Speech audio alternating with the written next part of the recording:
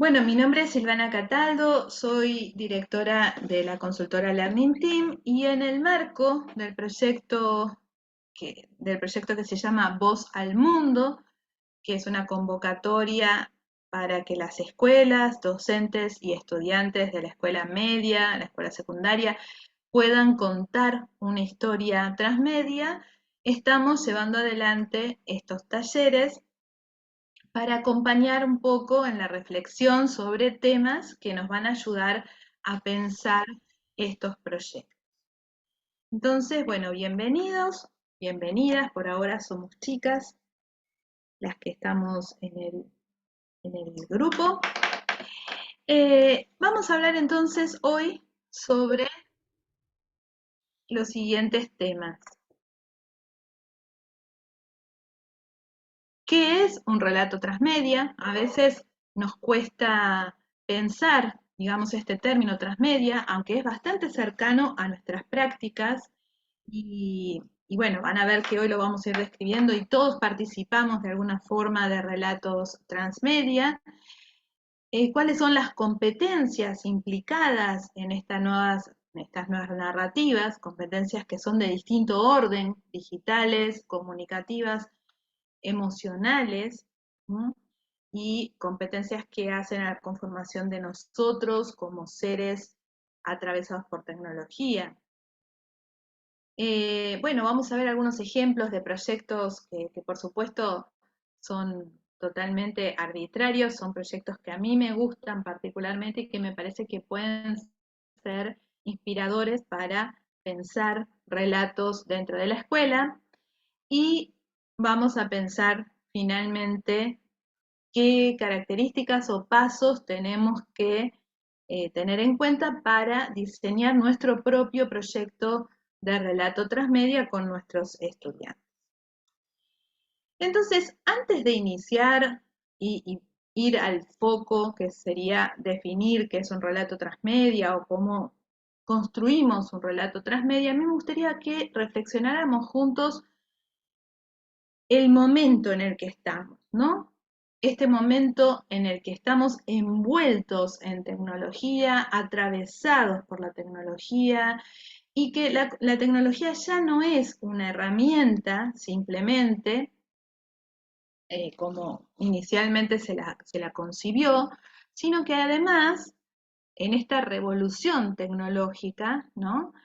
Hemos reconvertido muchas de nuestras prácticas en muchos ámbitos de nuestra vida por estar inmersos en la tecnología. O sea, muchas de las actividades que llevamos adelante en nuestra vida diaria ya no las podríamos hacer si no estuviéramos conectados, si no tuviéramos un celular, si no tuviéramos posibilidad de contactar a las personas por mail o a través de una videollamada. Es decir, estamos atravesados por tecnología y digamos, ya no es simplemente una herramienta, sino que la tecnología ha hecho reconvertir prácticas, resignificar espacios, resignificar también acciones, tareas, en función de estas tecnologías. Por ejemplo, les voy a dar un ejemplo que a veces pasamos por alto, pero que es interesante considerar. ¿Cuántos de nosotros recordamos los números de teléfonos de las personas cercanas? Si hay alguno que recuerda, por ejemplo, 4 o 5 números de teléfono de memoria, cosa de que si me roban el celular en la calle o lo pierdo o me quedo sin batería, podría marcar esos números y comunicarme con la persona. ¿Alguien? Bueno, si no hay respuestas es porque probablemente no. En general ya no necesitamos hacer eso, ¿sí? Porque ya tenemos, digamos, los números en la nube o están guardados en la agenda de nuestro dispositivo. Entonces, sabemos que estamos conectados 24/7, que no necesitamos incluso marcar los números, sino que podemos mandar un mensaje en cualquier momento, que la persona nos va a responder. Es decir, la comunicación ha sufrido una transformación importante a la luz de este universo tecnológico en el que estamos insertos, estamos todos mucho más próximos, las noticias, nuestros familiares, estamos permanentemente en contacto, y esto implica también una nueva manera de mirar las relaciones y de pensar esta comunicación. Esta nueva cultura, ¿no? Tecnologizada, esta nueva cultura que hace que todo sea más ágil, más rápido, que estemos permanentemente más próximos, ¿no? Globalmente más próximos, fue descrita en el año 2000 por este autor, Zygmunt Bauman. Él describe a nuestro momento como una modernidad líquida, donde incluso los conceptos como el tiempo, ¿no? Han cobrado otra dimensión. Los tiempos son más ágiles, más rápidos, todas las respuestas, la información, lo que hacemos tiene otro ritmo, ¿no? Lo hacemos a otro ritmo porque todo es más inmediato, más cercano. Pero también describe esta modernidad líquida, y la llama así, porque es una modernidad, un momento histórico en el que estamos en permanente cambio, ¿no? Las cosas van evolucionando rápidamente y esto nos mantiene a todos en una permanente incertidumbre. O sea, todo puede cambiar. Hoy conocemos cuáles son las funciones, por ejemplo, de una determinada herramienta, pero mañana hay, digamos, una versión nueva que trae nuevas funcionalidades, y entonces lo que sabíamos se transforma y estamos adaptados a esta incertidumbre y a este dinamismo, a esta vida cambiante y poco sólida, que nos hace pensar en un permanente presente. No estamos invitados a proyectar como quizás las generaciones que nos precedieron a largo plazo, a hacer planes a 20 años, a 30 años, porque no sabemos de acá a 20, 30 años, es más, no sabemos de acá a 5 qué nuevas profesiones, nuevas respuestas a problemáticas que, no sé, del ámbito de la salud, del ámbito educativo, del ámbito industrial, van a ir apareciendo. Por lo tanto, no hacemos planes a tan largo plazo porque sabemos que esto tiene dinamismo y va a ir cambiando. De la misma manera, esta liquidez y este dinamismo, este permanente cambio, también se ha trasladado a las relaciones interpersonales. Fíjense que hay una reconceptualización, o sea, no hay esto de las amistades para siempre. Si bien mantenemos quizás lazos afectivos, vamos cambiando de grupos porque también vamos cambiando de espacios y de tareas y de ámbitos, ¿no? Fíjense que esto también impacta en el ámbito laboral. Los jóvenes, sobre todo, no entran a un trabajo con la expectativa de jubilarse en ese mismo puesto como a lo mejor pensaban también las generaciones pasadas, sino que más bien saben que van a estar 6 meses, un año, y van a ir tratando de cambiar de espacio para ir creciendo o para ir adaptándose, lo que hace que también esas relaciones, las personas que vamos conociendo, van cambiando, nuestros núcleos van cambiando. Y por último, en relación especialmente a lo tecnológico, hay una invitación exacerbada al consumismo porque los mismos dispositivos ya vienen preparados con esto que se ha denominado como obsolescencia programada. Tienen una vida útil determinada, que no es muy larga, entonces no tendremos la heladera desde que nos casamos hasta que nos jubilamos, porque la heladera va a tener una vida útil de, desafortunadamente, no sé, 3, 4, 5 años, y después la vamos a cambiar y seguramente no vamos a conseguir la misma, porque ya seguramente va a tener algunas otras funcionalidades. Ahora ya hay electrodomésticos inteligentes que tienen su programación, entonces ni siquiera vamos a poder reemplazarla por el mismo aparato.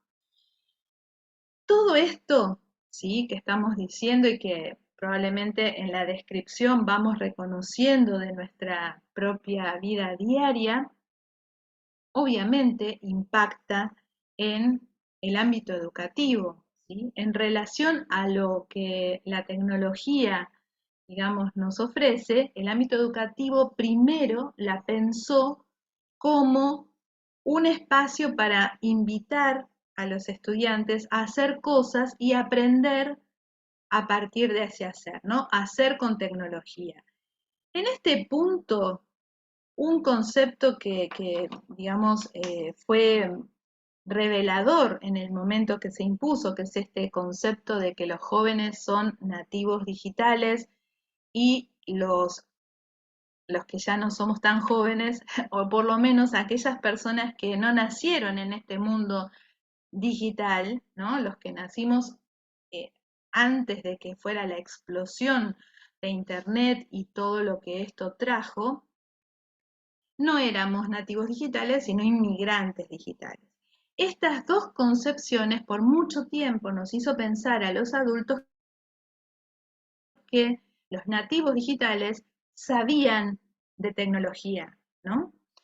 Por lo menos sabían hacer con tecnología, mucho más que los que éramos inmigrantes digitales. Hoy estos términos se empiezan a revisar. ¿Qué es lo que tenemos que saber en relación a la tecnología? Tenemos que saber hacer, ¿no? Hay una dimensión en la que tenemos que pensar en lo operativo, en los programas, en el uso de cada dispositivo con sus particularidades, en, bueno, todo lo que tiene que ver con lo práctico y operativo del hacer, las distintas herramientas para producir contenidos, una aplicación para hacer presentaciones, etcétera, que si bien los jóvenes las pueden descubrir más rápido, no siempre saben hacer con estos instrumentos, con estas herramientas, de manera eficaz, ¿sí? A lo mejor saben colocar todos los chiches, digamos, en una presentación, pero no tienen las estrategias comunicativas para hacer una presentación que comunique, ¿sí? Por ejemplo, una exposición en una feria de ciencias. Por lo tanto, vamos a ir al próximo punto. No solamente la tecnología nos invita a desarrollar conocimientos en torno a lo práctico operativo, sino también a desarrollar pensamiento para poder aplicarlas, ¿no? En distintos ámbitos. Por ejemplo, necesitamos tener un pensamiento crítico para buscar y seleccionar información en Internet, siendo que estamos bombardeados de información, sobrepasados, saturados de información, y que para poder discernir las fuentes, saber si esa información es eh, confiable o no, etcétera, necesitamos una mirada crítica. Lo mismo necesitamos desarrollar un pensamiento creativo para poder, por ejemplo, producir soluciones con distintas herramientas. No solamente es poder ponerlas en práctica, sino también pensarlas estratégicamente en la solución de un proyecto en particular. Por lo tanto, necesitamos pensarla la tecnología, ¿no? En este ámbito entra todo lo que en los últimos años se viene, digamos, desarrollando a nivel global, ¿no? En relación a acercar a los chicos al ámbito informático, el pensamiento computacional, la programación, todo lo que tiene que ver con buscar soluciones eh, programadas, ¿no? Automatizar sistemas y todo esto. Y el último ámbito en el que nosotros los adultos tenemos que ayudar a los chicos a desarrollar competencias tiene que ver con quiénes somos en relación con la tecnología, quiénes somos, es decir, cómo configuramos nuestro perfil digital, cómo preservamos nuestros datos, nuestra información, de qué manera podemos actuar y debemos actuar en esta red global en la que estamos todos conectados, desarrollar toda esta dimensión axiológica de tener valores, de poder ser respetuoso en los intercambios a través de Internet, de poder cuidarnos de algunos delitos en relación con el tránsito por Internet, de los ciberdelitos, de los acosos, del bullying, en fin, toda esta dimensión que es responsabilidad de nosotros los adultos y para la cual necesitamos todavía entender mucho de estos espacios y mucho, digamos, de cómo desarrollamos nosotros estrategias para acompañar a los estudiantes a fortalecer y formarse como ciudadanos digitales. Entonces, las competencias y habilidades para el siglo XXI tienen que ver con estas 5 grandes dimensiones que están descritas en el marco común de las competencias digitales de la Unión Europea. En el 2018 se fija este marco, es interesante, yo después les voy a compartir los recursos de esta presentación y van a ver que incluso hay un test para poder saber, digamos, cuáles son nuestras competencias en cada una de estas áreas y a veces nos llevamos sorpresas porque creemos que sabemos mucho y cuando nos preguntan sobre determinadas soluciones, eh, nos damos cuenta que a veces no conocemos todo, ¿no? Ellos en este marco lo que describen son estas 5 áreas, un área que tiene que ver con el manejo de la información y la alfabetización informacional, qué tipo de búsquedas realizo en la web y dónde son los sitios más confiables para encontrar información de distintos tipos, bueno, la selección, motores de búsqueda y demás.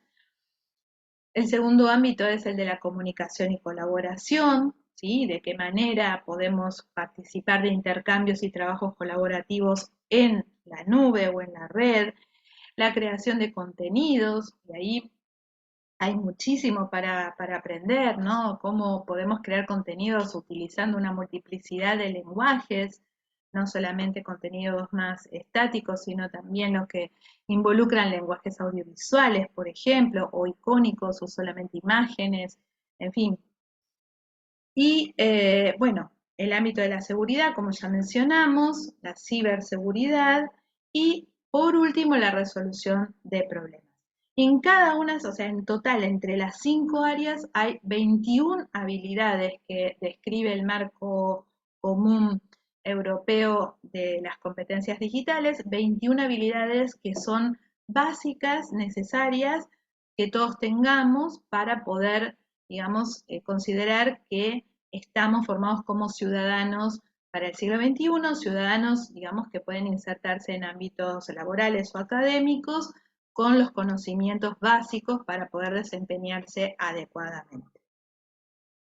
En esta misma línea de trabajo, en Argentina específicamente, nosotros tenemos para el mismo año o sea, para el ámbito educativo, los NAP, los núcleos de aprendizaje prioritarios, que se aprobaron en Consejo Federal y que describen cuáles son las competencias y habilidades que deberíamos considerar en la escuela desde el nivel inicial, desde sala de 4 hasta terminar la secundaria, describe al detalle qué competencias, por supuesto, incluye programación y robótica, pero en el ámbito de educación digital va a abordar estas mismas áreas que mencionábamos recién, que marca la Unión Europea, ¿no? Describe muy bien cómo empezar a trabajar con esta ciudadanía digital desde la primera infancia, por qué razón tenemos que trabajar desde la primera infancia y de qué manera esta progresión se va a ir llevando adelante. Bueno, estos NAP están publicados en el portal Educar, también se los voy a compartir, y si no los conocían, si no tuvieron acceso todavía, pueden recorrerlos porque, bueno, es interesante. A nivel regional, eh, casi todos los países fueron desarrollando también este tipo de regulación para que en el ámbito educativo pudiéramos saber cuál es lo básico que no puede faltar en la escuela. Y además, interesante esto, ¿de qué manera trabajarlo? O sea, no trabajar la tecnología como una asignatura cerrada, ¿sí? O como una asignatura más, sino todos estos saberes de manera transversal a todas las áreas de conocimiento que vamos a ir trabajando dentro de la escuela. ¿Mm? Esto implica que todos los profesores, todos los maestros, todos los que estamos en educación de cualquier área, necesitamos desarrollar también nuestras propias competencias, ¿no? Estas que mencionábamos antes, para poder abordarlas en el área de lengua, en el área de matemáticas, en las redes sociales, en todas las áreas, poder poner en marcha búsquedas, producción de contenidos, etcétera.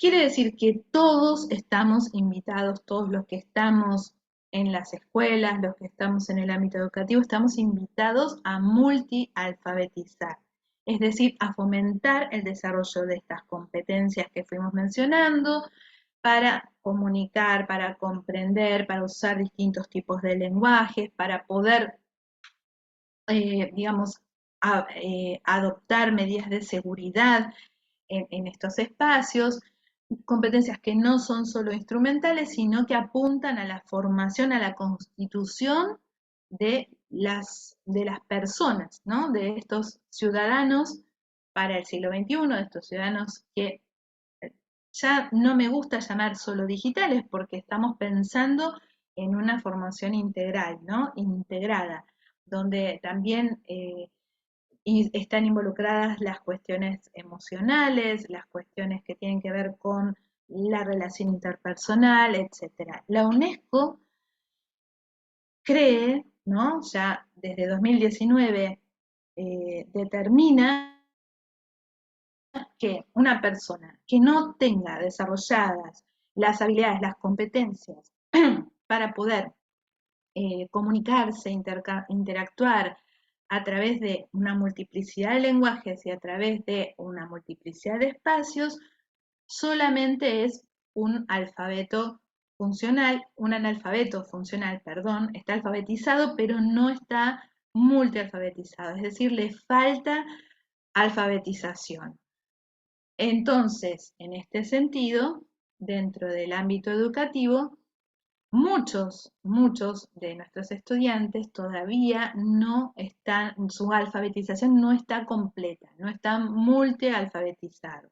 Requieren desarrollar entonces estas competencias y habilidades para poder, bueno, tener una formación integral. Dicho todo esto, vamos a el punto que nos trae a este encuentro, que es ¿qué es la narrativa transmedia? Atravesados como estamos por las tecnologías, todos nosotros participamos a diario de distintos espacios, distintas redes sociales, modos de contactar, de comunicarnos, y todos estos espacios en los que vamos interactuando nos proporcionan información fragmentada, ¿no? Vamos como consumiendo pedacitos de información, un poquito de esta red social, otro poquito me lo comparten por un grupo de WhatsApp, otro poquito lo miro en un video de YouTube, es decir, vamos compartiendo distintos espacios y completando la información, construyendo sentido a partir de estos fragmentos a los que vamos accediendo. Nunca, fíjense incluso las costumbres respecto de informarnos, ahora hablando de información, por ejemplo, periodística, antiguamente una persona leía de punta hasta terminar un periódico, por ejemplo, ¿no? Y consideraba que de esa manera estaba informado. Hoy nadie lee, ¿sí? Todo el periódico, es más, está comprobado que nadie lee siquiera toda la nota, ¿m? Sea en el formato que sea, físico o digital, sino que estamos acostumbrados a ir como tomando un poco, un fragmento de cada espacio, ¿no? De espacios que nos proponen audios, videos, imágenes, y que de esta manera, consumiendo estos fragmentos, construimos sentido. Eso es una narrativa transmedia. ¿En qué ámbitos empieza a ejercerse, a ejercitarse esta práctica? En todos los ámbitos, no solamente en el ámbito de la información periodística, sino también en el consumo de publicidad, en los documentales y también en la ficción. La ficción ha adoptado también esta forma de incorporar distintos espacios y distintos lenguajes para así, digamos, ir como adaptando esta nueva manera de leer, estos nuevos modos de construir sentido a esta realidad multimodal. Entonces podemos decir junto con Jenkins, este autor que fue uno de los que inicialmente empiezan a describir este término de narrativas transmedias, que la narrativa transmedia es una historia que puede ser expandida, es decir, que se puede desarrollar a través de distintos medios, televisión, novelas, cómics, y que su mundo puede ser explorado y experimentado incluso a través de videojuegos, es decir, otros universos que se van abriendo a partir de esa historia inicial. Ahora vamos a ver algunos ejemplos de este tipo de relatos, pero entonces quedémonos con esto, ¿no? Que las narrativas transmedias son historias contadas en fragmentos, en distintos lenguajes, en distintas plataformas, y que se van como expandiendo, ¿no? A través de todo este universo de espacios, ¿no? Y que, bueno, de esta manera se va desarrollando. Digamos también que cada una de las plataformas, ¿no? Es un fragmento de la historia, o sea, para que realmente el relato sea transmedia, no es que leemos la misma noticia en distintos lenguajes, sino más bien que leo un dato más, un detalle más en otros espacios y en otros formatos, no la misma noticia, o el mismo, la misma información respecto de una historia. Cada plataforma va a agregar más información, más detalles para que realmente se dé el desarrollo de toda la historia, ¿no? No es necesario recorrer todos los fragmentos para comprender la historia, sino que incluso puedo recorrerlos en el orden que yo quiera para ir construyendo sentido. Cada plataforma desarrolla contenidos específicos, porque, por ejemplo, no es lo mismo contar en YouTube que contar en Facebook, que contar en Twitter, no es lo mismo, cada uno va a tener un formato específico. En Twitter voy a tener que ser muy breve, ¿no? Y ir como al punto. En Facebook tal vez pueda escribir algo más extenso, pero necesito agregarle una imagen. En Instagram la imagen va a ser más importante que el texto que agregue. Entonces tengo que pensar muy bien esa imagen. Bueno, cada espacio tiene su especificidad y tengo que conocerlo para poder crear ese contenido. Y acá hay algo interesante. Como autora del contenido, yo sé que lo lanzo a la red y que aquellos que me leen van a participar. De hecho, ¿sí? A mí me interesa que participen, ¿sí? Porque fíjense que cuando publicamos algo en redes sociales, nos fijamos cuántas personas lo miraron, si le dieron like, si no le dieron like, ¿no? Si nadie, digamos, se interesó por aquello que publicamos.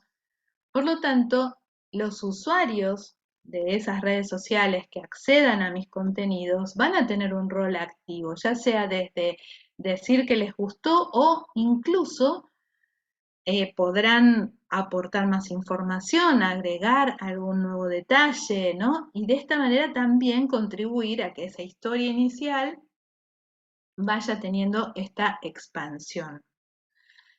Y los relatos pueden ser de ficción o de no ficción.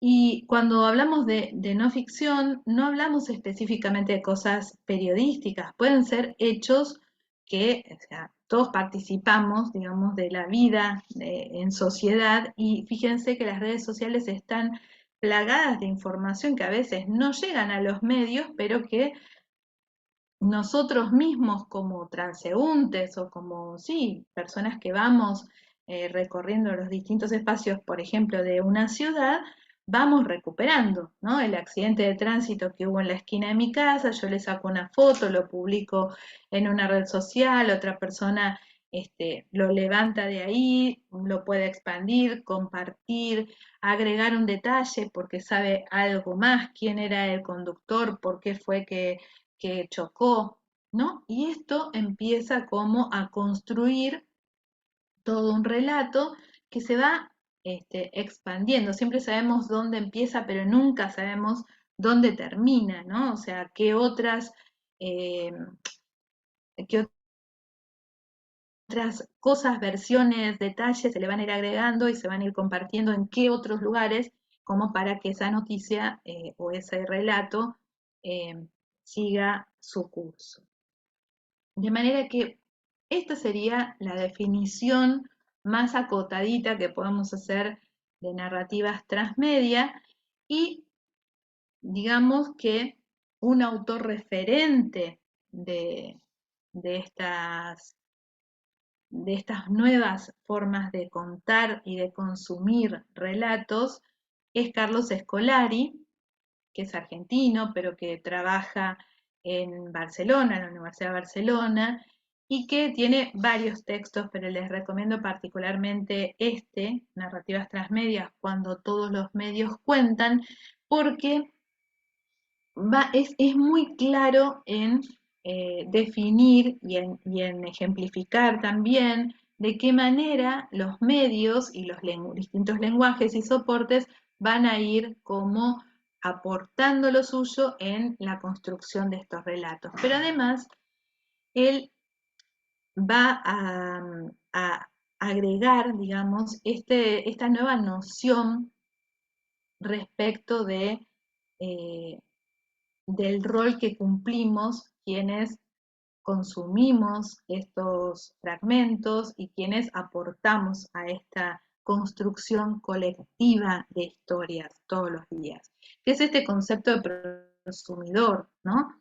En este ejercicio de ir contando historias transmedia, ya no hay un concepto tan cerrado de autor, ¿sí? Porque yo puedo hacer un aporte inicial, pero yo sé que ese aporte inicial va a ser deformado, agregado, aumentado, compartido por aquellos que leen y que a su vez producen nuevos contenidos en función de ese puntapié inicial. Entonces el concepto nuevo es este de prosumidor. Todos somos prosumidores, ¿no? Es decir, producimos contenidos, pero al mismo tiempo los consumimos. ¿M? Y estamos invitados a ser permanentemente consumidores y productores de nuevos detalles y nuevas historias en las redes sociales. Por eso, las narrativas transmedias son una construcción colectiva. Nada de lo que publicamos en las redes va a quedar solamente como de nuestra autoría, porque de hecho nuestra intención es que la mayor cantidad de gente participe de esa publicación, y esto, digamos, refleja lo que es el espíritu de este momento, ¿no? De ser todos ciudadanos de una red, ¿no? En la que, como está en la tapa del libro, cada uno es un nodo, ¿no? Que está intercomunicado con todo el mundo globalmente. Es muy fácil, digamos, viralizar una historia, hacer que sea conocida por bastantes personas. Es bastante sencillo en este momento poder como conectar una historia con muchos prosumidores. Bien, entonces les voy a contar ahora algunos ejemplos. ¿Alguna pregunta hasta acá? ¿O comentario? También puede ser. ¿Vamos bien?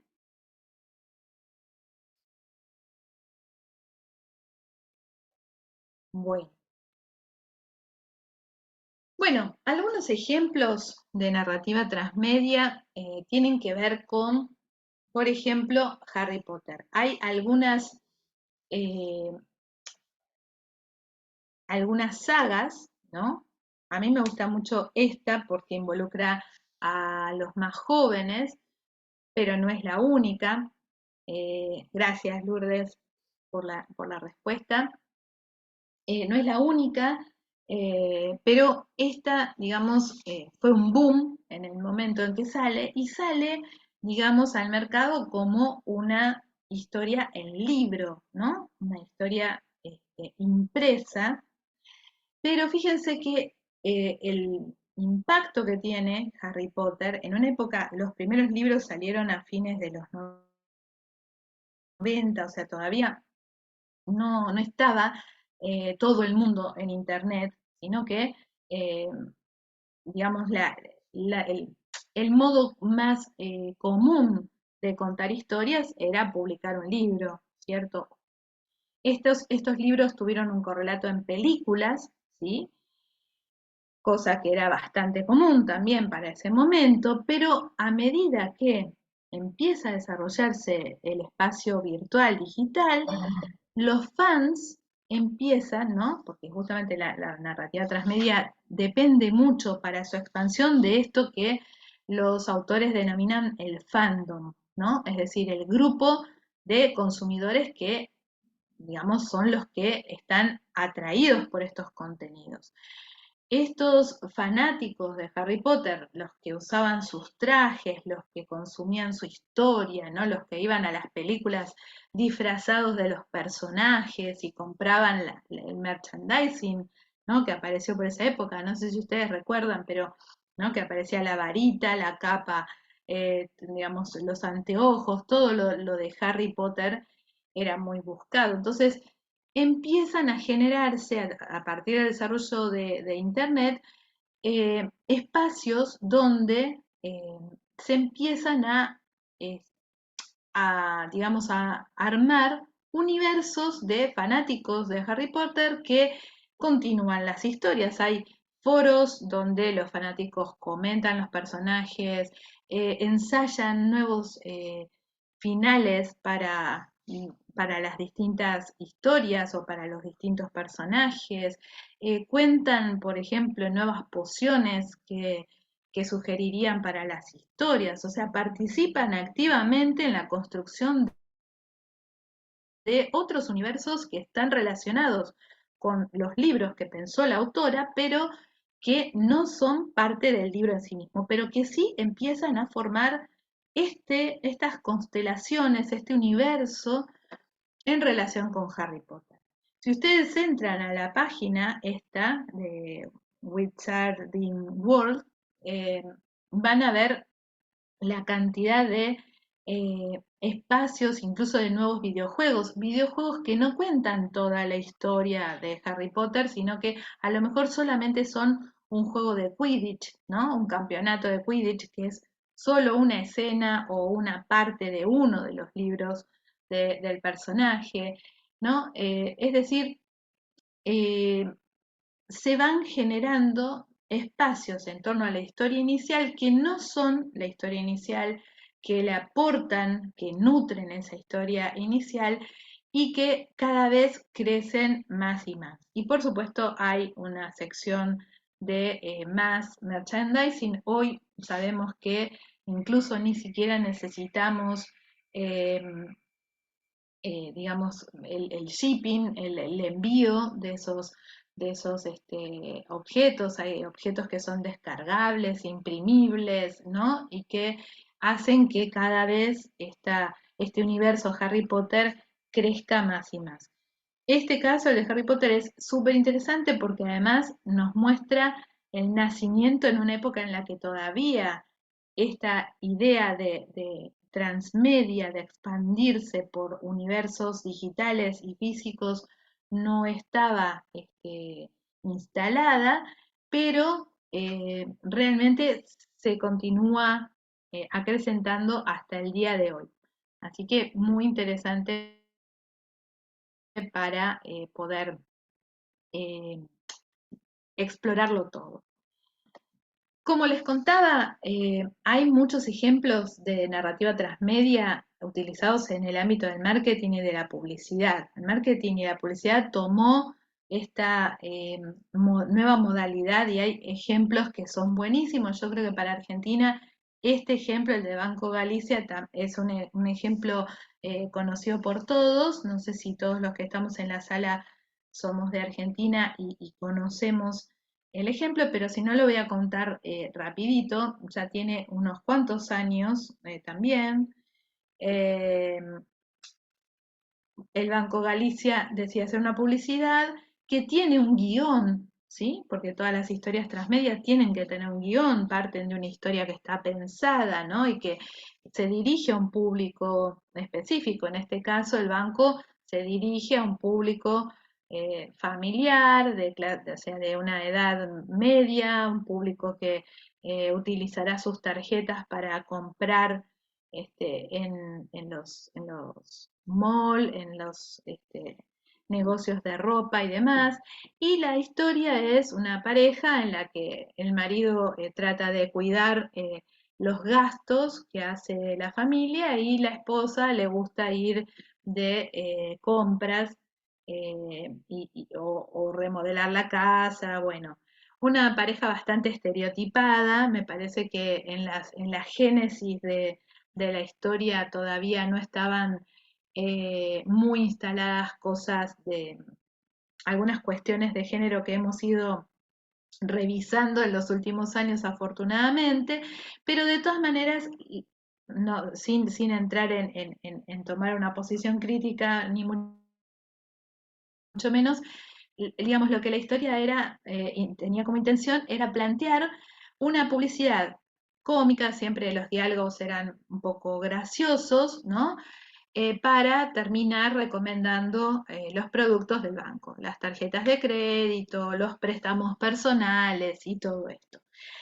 Ahora, ¿cómo se produce la expansión? Porque nosotros como consumidores veíamos estas publicidades por televisión, después las empezamos a ver por internet y estos personajes tienen, si ustedes los buscan, a Claudia y a Marcos del Banco Galicia, van a ver que tienen sus propios perfiles de Twitter, por ejemplo, en el que los prosumidores, nosotros, podíamos hacerles comentarios de los distintos momentos de esta publicidad, ¿no? Si ustedes se acuerdan, cada episodio iba planteando cosas nuevas, ¿no es cierto? Entonces la gente les dejaba comentarios, ellos les compartían, miren, conseguí esta oferta en tal lado, ¿no? Y se generaba, obviamente no eran los actores los que contestaban, pero se generaba esta idea, ¿no? Esta ida y vuelta, esta conversación.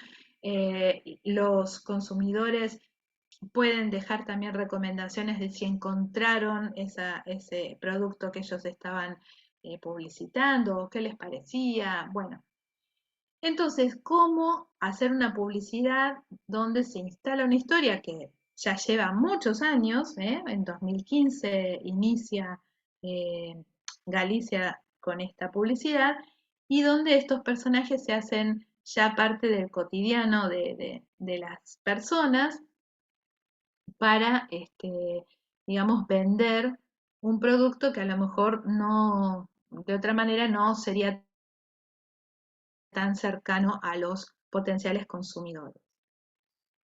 Bien, vamos a ir a un ejemplo que es trabajar documentales transmedia. Este es un ámbito muy interesante porque, digamos, un documental hasta ahora, hasta estas nuevas narrativas, era imprimir de alguna forma la mirada de un director, ¿no? Que después de una investigación de un determinado tema, lo que hacía era contar una historia desde su perspectiva y nosotros solamente podíamos consumirla. Pero de esta forma,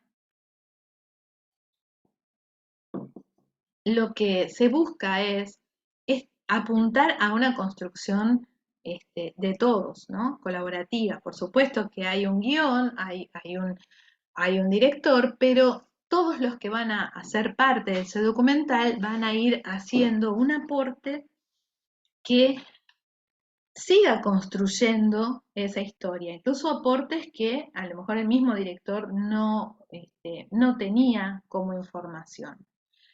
En el programa de radio de Voz al Mundo, nosotros entrevistamos a Fernando Irigaray. Fernando Irigaray es un director de audiovisual de la Universidad Nacional de Rosario, en Argentina, que tiene muchos documentales transmedia. Todo el tiempo están organizando desde la universidad muestras en museos, muestras interactivas. eh, y a mí personalmente me gusta muchísimo el proyecto de Barrio Somos, que fue multipremiado. Si ustedes entran a la página de Barrio Somos en internet, van a ver todos los premios que tuvieron como proyecto, con la intención de recuperar la historia de los clubes de barrio. Los clubes de barrio, que son estos espacios eh, que en los barrios de una ciudad nucleaban, ¿no?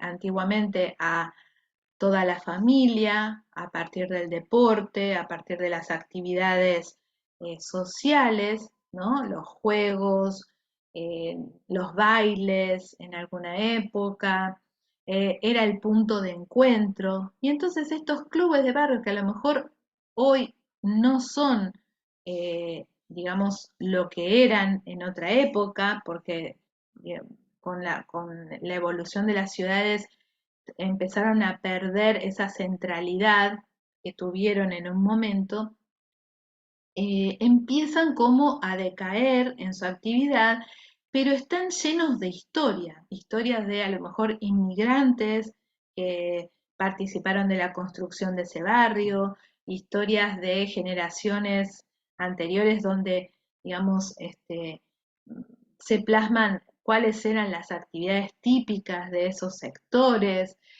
Es decir, la intención del documental es recuperar toda esa historia reciente, ¿no? De la ciudad de Rosario a través de estos clubes. Por lo tanto, lo que se plantea Fernando Irigaray, después les voy a dejar en los materiales la entrevista para que ustedes lo escuchen en primera persona, contado por él, pero lo que se plantea es recuperar a través de estos clubes la historia de la ciudad de Rosario, ¿no? O sea, qué era lo que se hacía, cuáles fueron las oleadas inmigratorias y qué imprimió cada uno de esos sectores desde lo cultural. Y entonces ellos piensan una miniserie que todavía se transmite por televisión pública, la pueden rastrear también en internet, que se llama De Barrio Somos, son 13 capítulos en los que los personajes van contando la historia de los distintos barrios, pero al mismo tiempo sacan toda una producción, ¿no? Que para recuperar el espíritu de esos clubes de otra época, mucha de esta transmedia está puesta en productos en físico. Hay un libro, ¿no? Impreso, hay un álbum de figuritas donde se podían completar las figuritas de los distintos clubes que a su vez se podían escanear y a través de esa realidad aumentada se veían fotos del club de otra época. Hay juegos de mesa, ¿no? Para recuperar esas actividades que se solían hacer en estos espacios sociales, de jugar al ajedrez, de jugar algún campeonato, ¿no? De cartas o de otros juegos. Y lo que hicieron durante todo el periodo que estuvo en vigencia este proyecto fue una especie de kermés, ¿no? Interactiva, donde se invitaba a los abuelos y a los nietos a descubrir estas historias de los distintos clubes.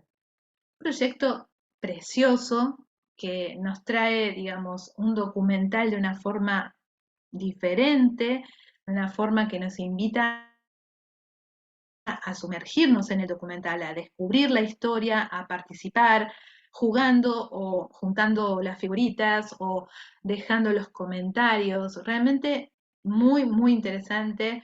Me parece brillante, así que si pueden rastrearlo, si les interesa la temática, me parece súper inspirador para pensar todo lo que se puede hacer con un proyecto incluso de tipo documental dentro de la escuela, si bien obviamente a otra escala, pero podríamos pensar claramente en contar la historia de la escuela, ¿no? Haciendo, digamos, un proyecto transmedia que involucre una parte audiovisual que la podemos hacer y que involucre también productos en físico, ¿no? Para convocar también a los más chiquitos, por ejemplo, ¿no? Me parece un proyecto precioso. Bueno, ellos actualmente estaban trabajando en una muestra eh, por el aniversario de Malvinas, o sea, tienen cosas muy interesantes, pero a mí personalmente este proyecto me pareció impactante. Bueno, les recomiendo también revisar este otro proyecto, es un proyecto editorial, es de España, se llama Odio el Rosa y la intención de este proyecto era fomentar la lectura en los adolescentes, así que surge como una colección de libros de literatura juvenil.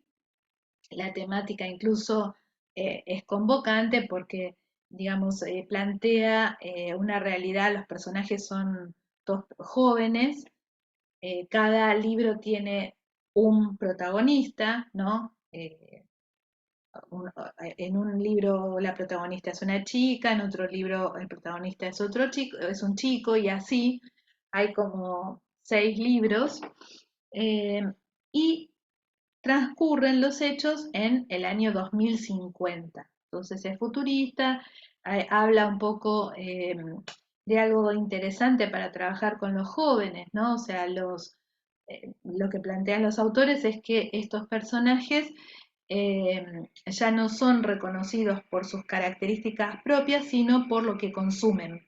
Entonces, forman parte de grupos, de tribus, ¿no? Según los consumos de las marcas, ¿no? De ropa y eh, de otras cosas que van adoptando.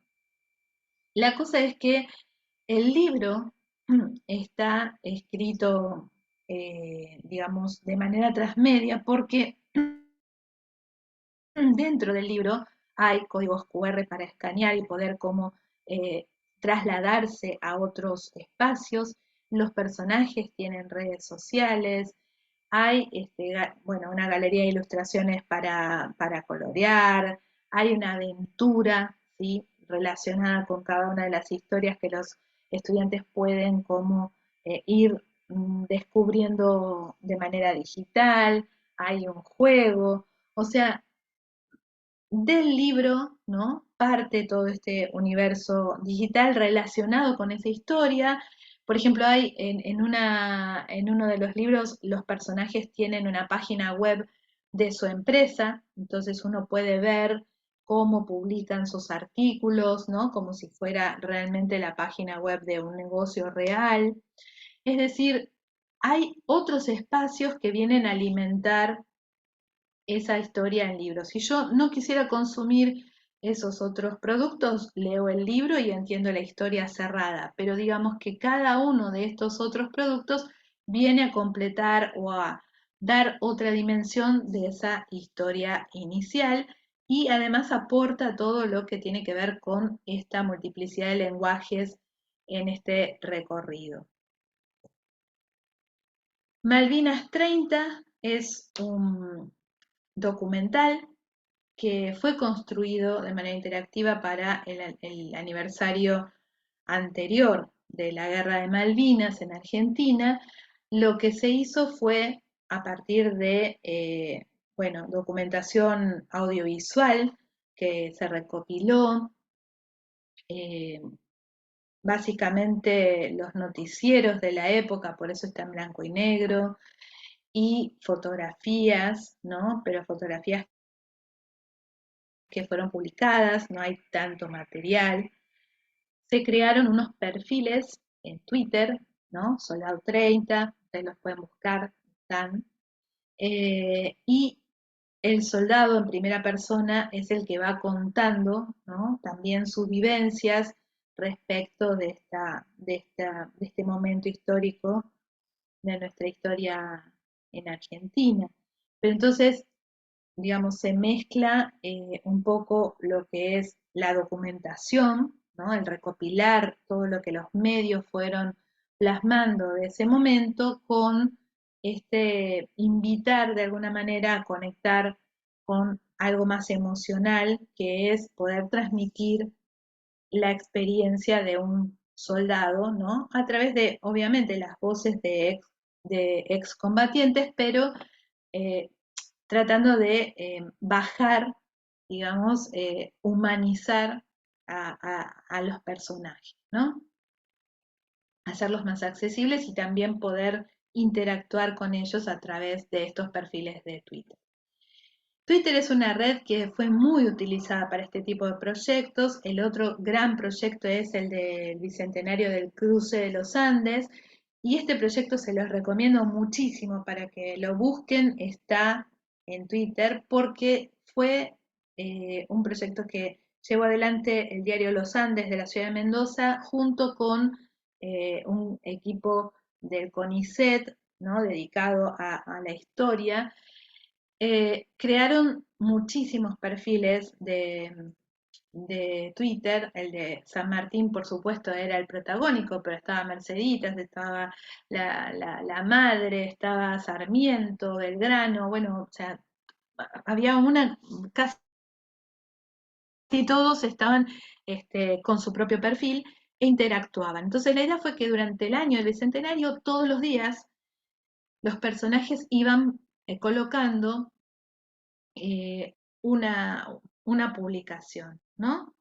Para ir como construyendo el cruce de los Andes. El cruce de los Andes, digamos, no se gestó de un momento para el otro, sino que es algo que se fue construyendo. Entonces, en estas publicaciones se, bueno, se dejan los pensamientos de San Martín, pero otros personajes le contestan, pero la gente también le puede contestar, ¿no? Entonces se generaba esta cosa de presente y pasado y de poder interactuar con un personaje importante, ¿no? Para la historia argentina como es José de San Martín, y la humanización, ¿no? Por ejemplo, había momentos en los que José de San Martín mostraba también sus temores, sus incertidumbres respecto de todo lo que estaba pensando hacer o de las batallas que tenían que enfrentar, lo que él temía por sus soldados, bueno, las recomendaciones que otros personajes le hacían, o sea, fue fantástico para ir humanizando y también invitando a los más jóvenes a eh, entender un poco más de qué se trata un hecho histórico de esta magnitud, que a veces lo, lo percibimos como una efeméride, ¿no? Dentro del ámbito educativo, San Martín cruzó los Andes y esto tiene que haber tenido tantas aristas, tantas emociones, tantas idas y venidas, vaivenes, ¿no? Como se trató de plasmar en este proyecto transmedial. Así que súper interesante también para pensar, incluso para inspirarnos en un proyecto eh, que involucre la historia, ¿no?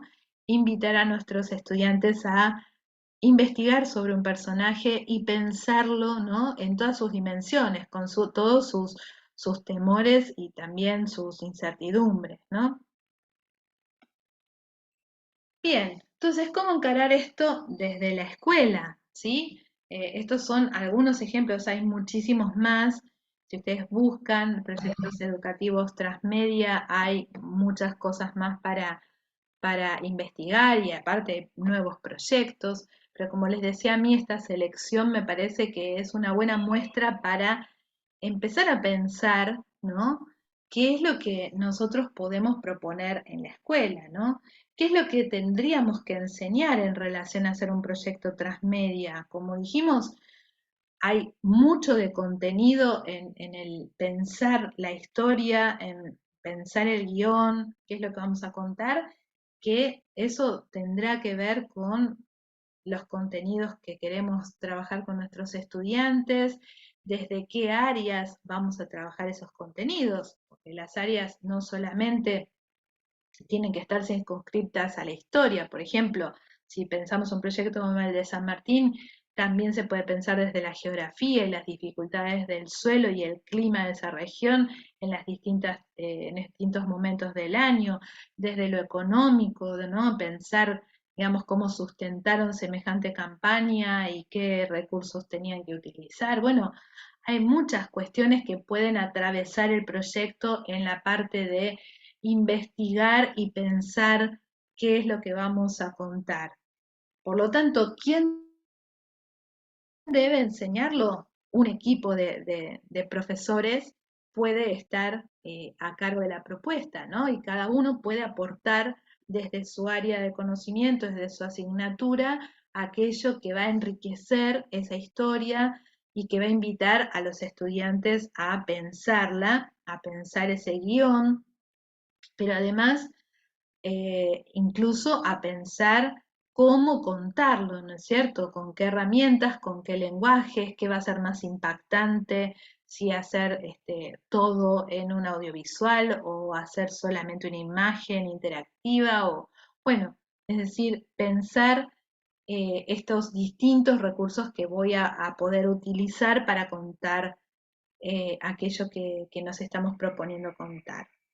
Pero además cómo pensar este proyecto. Ahora vamos a ver los pasos, ¿no? Que podemos invitar a nuestros estudiantes a transitar y por qué plantear un proyecto de este tipo puede ser enriquecedor para nuestros estudiantes y para nosotros como docentes. En primer lugar, ¿cómo pensar la guía de trabajo? A todos los que se inscribieron, que están participando hoy, les vamos a permitir que ingresen a la plataforma del proyecto Voz al Mundo, porque ahí tenemos una guía de trabajo, por supuesto, digamos, como modelo para poder, digamos, pensar la propia. Pero la idea es que un proyecto de este tipo tiene que ser llevado adelante por equipos, ¿no? Por grupos, trabajar en grupos, trabajar un proyecto por grupo, y que dentro de esos grupos cada uno de los estudiantes va a asumir un rol. Y esto es muy importante para lo que hablábamos inicialmente de desarrollar competencias en cuanto al ser, ¿no? Y a lo emocional. Porque si los invitamos a cooperar, es decir, a que cada uno asuma un rol, uno va a ser el que escriba el guión, otro el que busque la información, otro el que haga el diseño audiovisual, otro el que haga de actor, si van a hacer un video. En este hacer, nosotros los invitamos a descubrir cuáles son esas áreas de interés específicas o esas particularidades que les van a permitir a ellos brillar de alguna forma, ¿no? Ser reconocidos por sus propios pares por aquellas cosas que saben hacer mejor. Pero tenemos que permitirles esta experiencia de poner en marcha habilidades propias, porque en ese desarrollo de tareas que pueden ser, digamos, mi aporte al grupo, ellos se van autoconociendo, van midiendo sus propias fuerzas, sus debilidades también, conocen, digamos, qué es lo que pueden hacer mejor o cómo lo podrían hacer mejor en una próxima oportunidad. Entonces, trazar una guía de trabajo bien clara donde cada uno de los estudiantes tiene un rol, ¿no? Para llevar adelante es, digamos, parte de este fomentar el desarrollo de competencias y habilidades de las que hablamos inicialmente en esta charla. El proyecto, como decíamos, tiene que ser una propuesta interdisciplinaria, ¿no? Que siempre va a apuntar al rastreo de información, aun cuando nos propongamos eh, trabajar una historia de ficción, porque, digamos, por ejemplo, como las que les conté de Oriol Rosa, está situada en 2050 y para poder pensar ese escenario los autores tuvieron que documentarse de muchas cosas, de cosas que tienen que ver con, por ejemplo, el desarrollo industrial que se prevé para el futuro, eh, no sé, el rastreo de escenarios de ciencia ficción relacionada con años venideros, ¿no? Para, digamos, no repetir o tener en contexto algunas cuestiones. O sea, siempre va a haber una instancia de rastreo de información, ya sea que hablemos de cuestiones del pasado o que estemos haciendo un documental de algo, no sé, que tiene que ver con el cuidado medioambiental o que tiene que ver con contar la historia de una ciudad, del lugar donde vivimos, de un determinado personaje dentro de esa ciudad. Siempre va a haber una instancia de rastreo de información que nos va a permitir trabajar con nuestros estudiantes todo esto que dijimos inicialmente que tiene que ver con cómo busco la información, cómo optimizo, digamos, los motores de búsqueda para hacer búsquedas más eficientes, cómo discierno si esa información que obtuve es confiable o no. Bueno, en fin, trabajar todo lo que tiene que ver con la selección crítica de información, con cómo transformo esa información en parte de mi guión sin copiármela, ¿no? Cómo la transformo según lo que quiero contar.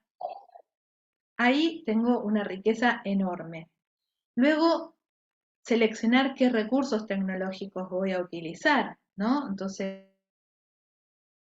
según qué tipo de relato y qué fragmentos son los que vamos a producir, necesitaré herramientas para eh, grabar un video. Un celular puede ser suficiente, pero después tengo que saber editarlo, entonces busco una herramienta para editar ese video, para ponerle los efectos. Voy a hacer solamente audio. Bueno, puedo otra vez usar solo un celular, pero también puedo después editar ese audio, necesito la herramienta. Bueno, en la plataforma de Voz al Mundo tenemos tutoriales de todos estos tipos de herramientas para investigar, para quienes no estén habituados a usarlos, sugerir a los estudiantes, pero si no los buscamos juntos porque un poco la cultura, digamos, de lo que es transmedia y transitar las redes es buscar información para ver qué herramientas gratuitas, que hay un sinfín de herramientas, recursos educativos abiertos, tengo a la mano para poder editar, armar contenidos visualmente atractivos y que vengan a enriquecer nuestro relato. Luego tengo la instancia de explorar los espacios y redes, y esta es una doble oportunidad. Los adultos no siempre usamos muchas redes sociales, usamos un grupito de redes que en general no son las que los adolescentes eligen, ¿no? Y además hay redes que están naciendo ahora, que los adultos además desconocemos por completo, y que son espacios que tienen sus propias lógicas, ¿no? Donde los estudiantes se encuentran a jugar, a interactuar con otros. O sea, explorar espacios y redes donde nosotros vamos a contar esta historia es una gran oportunidad para recuperar qué saben nuestros estudiantes de las redes sociales, qué redes sociales son las que eligen, cuáles son las prácticas que tienen en estas redes sociales, ¿no? Y poder trabajar con ellos todo esto de la dimensión axiológica de qué tipo de valores necesito considerar en estos intercambios con otros, si yo tengo el resguardo cuando me encuentro con otros en redes sociales. Hay redes que los estudiantes usan para jugar a juegos, por ejemplo, y que los hacen compartir espacios con otros que no se ven, ¿sí? Que son nombres nada más. Entonces, toman las medidas de seguridad necesarias, saben proteger su identidad, saben no dar datos personales. En las redes como TikTok, por ejemplo, saben cuando graban esos videos que quedan así en esta nube, no aportar información, por ejemplo, hay muchos estudiantes que graban con uniformes de escuelas o en lugares que son identificables, o sea, y esos videos no se sabe en manos de quién o cómo se viralizan. Entonces, conversar es una oportunidad para conversar con ellos de estas prácticas, traerlas al ámbito de la educación, conocer, ¿no? Nosotros los adultos que muchas veces no estamos en estos espacios, conocer un poco cómo ven, cómo se comportan y cómo piensan estos espacios de interacción y acompañarlos en estas historias, ¿no? Hay espacios muy interesantes, ¿no? Como, bueno, todos los que surgieron últimamente para podcast y que son buenísimos para hacer proyectos de radio en la escuela, que trascienden las paredes de la escuela para poder tomar contacto con gente de la comunidad. Entonces hay herramientas para podcast, herramientas para hacer streaming, ¿no? Como estas tipo Twitch. O sea, bueno, animarnos a acompañarlos con un proyecto en espacios que a lo mejor no son los que nosotros los adultos elegimos para transitar y acompañarlos en estas prácticas para poder recomendar toda esta dimensión de protección, de desarrollo de herramientas de seguridad, que es el rol que nos corresponde a nosotros en tanto adultos, ¿no? Y que muchas veces las familias no conocen tampoco. Tanto es así que a partir de la pandemia muchas escuelas han tomado la iniciativa de hacer talleres para padres, ¿no? Sobre estas temáticas, porque bueno, no porque debamos tener un perfil en todas las redes sociales, pero sí conocer un poco de estos espacios que cada vez son más y que, bueno, si no los conocemos tampoco podemos sugerir, acompañar, guiar. Bien, en este sentido, ¿cuáles serían los pasos que nosotros les podemos proponer a nuestros estudiantes? Primero, una vez que tenemos, digamos, planteado que vamos a hacer un proyecto transmedia, que ya hablamos de lo que es transmedia y ya pudimos trabajar con ellos todo lo que es el desarrollo de competencias, todo esto que vimos inicialmente nosotros, ¿no? De estas distintas competencias que todos tenemos que tener, elegir qué contar. Qué contar supone el tema y elegir también qué mirada sobre ese tema, qué vamos a hacer con esto, a quién se lo vamos a contar. Se lo vamos a contar a los más chiquitos dentro de la escuela, se lo vamos a contar a la comunidad, se lo vamos a contar a los padres. ¿A quién se lo vamos a contar? Porque eso va a determinar también cómo lo vamos a contar, qué tipo de lenguaje nos conviene, qué tipo de espacio nos conviene para contarlo, cómo vamos a elegir las herramientas, ¿sí? Para poder, digamos, armar esos contenidos, ¿no? Producirlos. Entonces, esa es la decisión inicial, que contar el tema y una vez que tenemos, digamos, ya definido el tema, los destinatarios y cuáles van a ser, digamos, los lenguajes, los productos que queremos diseñar, ahí sí tendremos que ser rigurosos en cuanto a dividir las tareas, ¿no? Dividir quién va a ser la parte exploratoria, quién va a ser la parte de edición, quién va a ser asumir, digamos, cada uno su rol y armar guiones con la historia, ¿no? Que se vayan dividiendo en los distintos fragmentos. Así que este paso uno es como toda la toma de decisiones de qué es lo que vamos a hacer y también la organización minuciosa de cómo lo vamos a ir haciendo y quién se va a hacer cargo de cada parte de esa producción. El paso 2 es dónde contarlo, ¿no es cierto? Dónde vamos a publicar, pero esto va de la mano de, digamos, eh, este dónde va de la mano de estas decisiones iniciales y también de eh, cómo queramos expandir posteriormente la historia. O sea, con qué frecuencia vamos a ir publicando los distintos fragmentos de la historia. No se van a publicar todos de una vez, porque la idea es que publico, por ejemplo, el fragmento inicial en una red social, el otro fragmento puede ser publicado en una plataforma interna, no sé, tengo que tomar esas decisiones, dónde va a ir cada fragmento y con qué frecuencia vamos a hacer estas publicaciones para dar tiempo a que esos destinatarios a los que queremos alcanzar puedan hacernos una devolución. Entonces, así se vaya produciendo la expansión. Por eso en el paso 3 tenemos que pensar quiénes se van a encargar de motorizar esa expansión. Si yo publico el primer fragmento y nadie hace un comentario o no se produce una devolución, queda estancada esa historia ahí, digamos, perdemos también la riqueza de esa mirada de quienes tendrían que consumir la historia. Entonces, previo a la publicación, previo a dónde contarlo, me tengo que asegurar de que voy a tener en esos espacios a los destinatarios potenciales que van a hacer la devolución.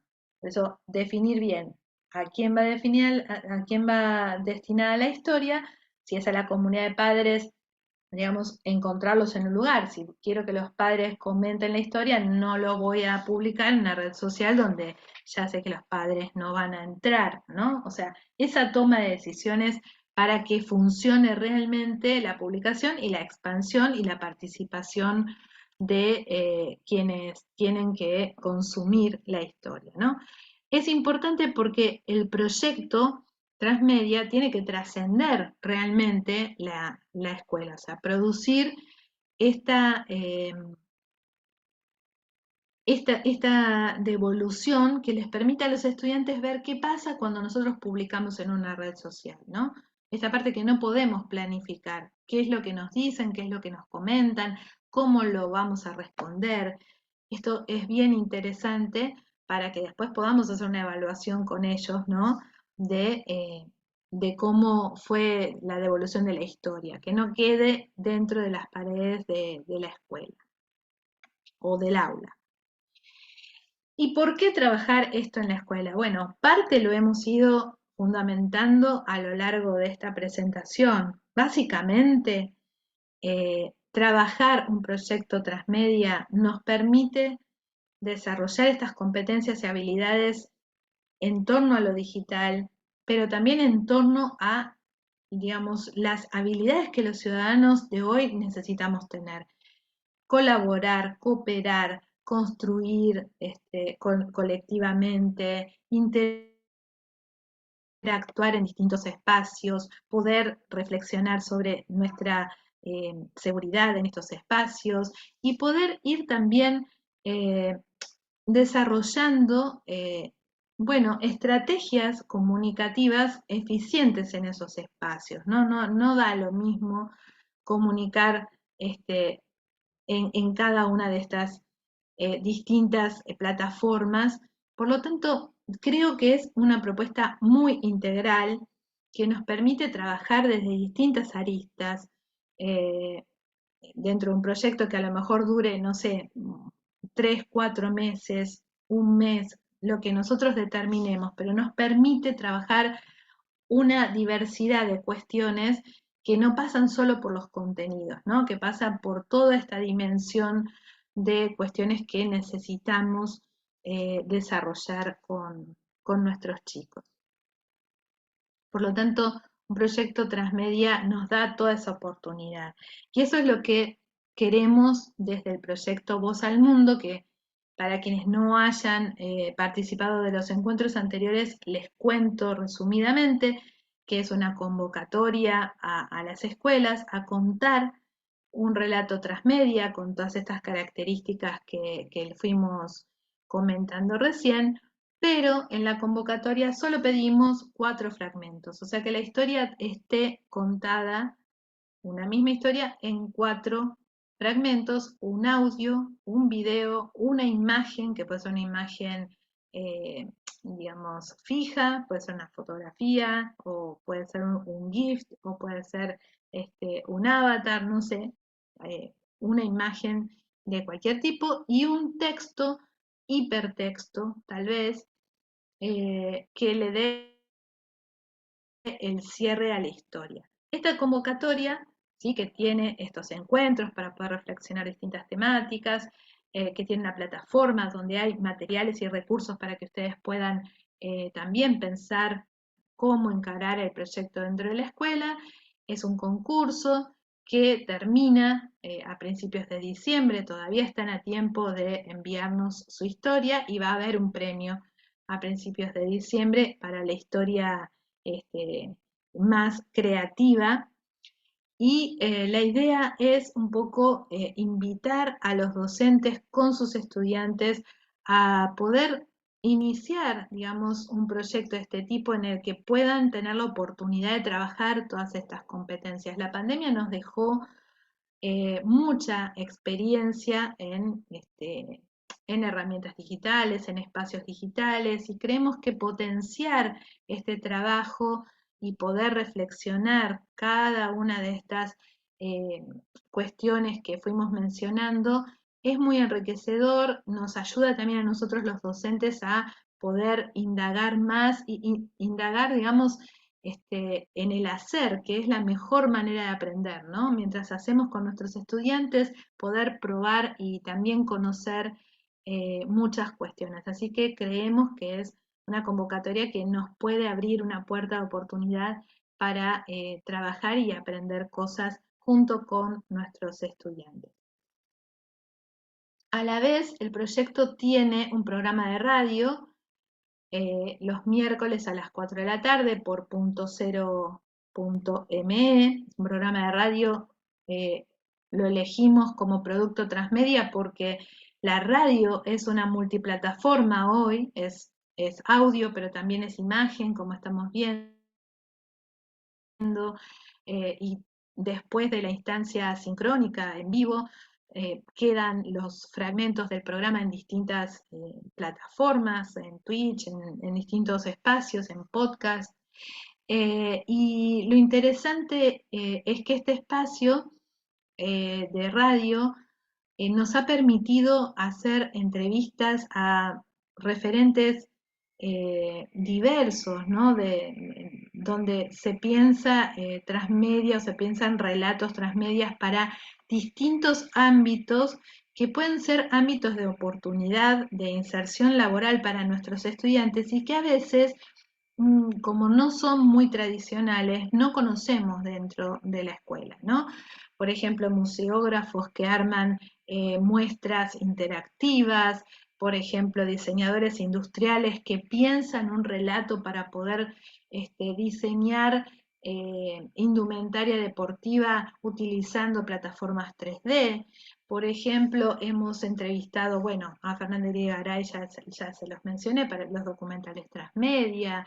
Hemos hablado con gente de la Fundación Leer sobre las nuevas formas de la lectura, ¿no? Y cómo necesitamos fomentar esta multiplicidad de espacios de lectura para construir sentido. No es lo mismo leer un libro físico de manera lineal que un libro digital, o distintos espacios con una multiplicidad de lenguajes. En fin, les recomiendo, si quieren, en la plataforma de Voz al Mundo también están los programas de radio, porque a veces es muy inspirador ver de qué manera estas temáticas pueden ser ejes de carreras o de inserciones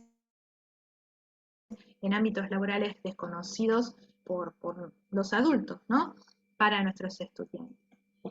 De esta manera, entonces, espero haber dejado muchas ideas, sobre todo preguntas. A ver, cuéntenme o alguna devolución de lo que escucharon, qué les pareció, si les parece interesante llevar un proyecto así, si se animan. Les cuento que acá en el chat les voy a compartir para quienes no se hayan registrado, que quienes hayan participado del encuentro de hoy van a recibir su certificado y también el acceso a la plataforma de Voz al Mundo para que puedan revisar todos estos contenidos que les he mencionado. Preguntas o comentarios o críticas también se aceptan.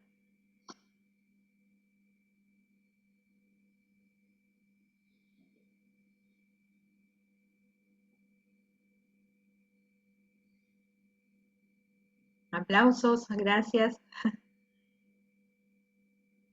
¿Se animan a mandarnos una historia para el concurso?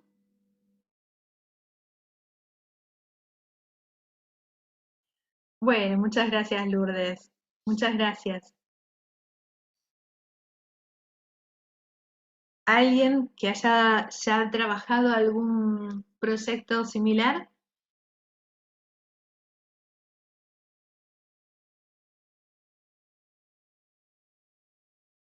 Bueno, me alegro si les ha parecido interesante. Dentro de 2 semanas tenemos otro taller que es sobre producción de contenidos, donde vamos a ver herramientas para producir distintos contenidos, herramientas que son gratuitas,